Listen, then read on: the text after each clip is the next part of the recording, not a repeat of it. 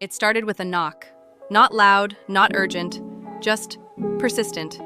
3 slow raps, tap, tap, tap, echoed through the small house at exactly 3:17 a.m. Carla sat bolt upright in bed, the kind of knock that slips into your dreams and wakes you sweating. She glanced at her phone. No missed calls, no messages.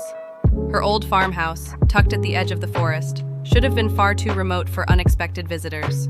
She pulled on a robe and crept down the stairs, the old wood groaning under each step. The knock didn't come again. At the bottom, she paused, hand on the doorknob. No one was there. She opened the door slowly, just in case. Only fog stared back. Then she noticed it. The red door. It wasn't there yesterday, just a plain shed stood at the edge of her property, weathered and gray like everything else here. But now, the shed had a door painted a deep, vivid red. Fresh. Too fresh. She stepped outside barefoot, her skin crawling as she neared the door. It had no handle, just a small brass keyhole in the center. And there, nailed beside it, was a note. You should never have moved the mirror. Carla's blood ran cold. 2 nights ago, she'd taken an old, antique mirror from the attic and hung it in her room. She didn't think much of it, other than its strange design. An oval of blackened glass, cold even in sunlight, with twisted iron edging that resembled thorns. Since then, she'd heard whispering. She backed away, heart pounding.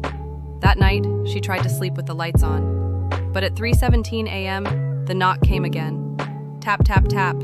Only this time, it wasn't at the front door. It came from inside the mirror. By the next morning, the red door was open. Just a crack. And there were footprints, bare, wet footprints, leading from it to her house. She called the police. They came, investigated, found nothing.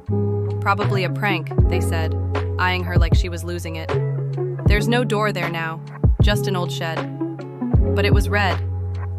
Maybe you dreamed it. But Carla knew what she saw. That night, she smashed the mirror and buried the shards behind the shed. She thought it would end it. But the knocking returned. The red door was back, and it was open wider.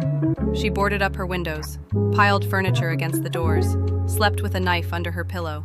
Yet every night at 3:17 a.m., the sound echoed from somewhere too close. Tap, tap, tap. On the 4th night, the knocking stopped. Carla thought maybe it was over, until she smelled the rot. Something was inside the house. The scent of old water and soil and decay. It left damp footprints across the floor.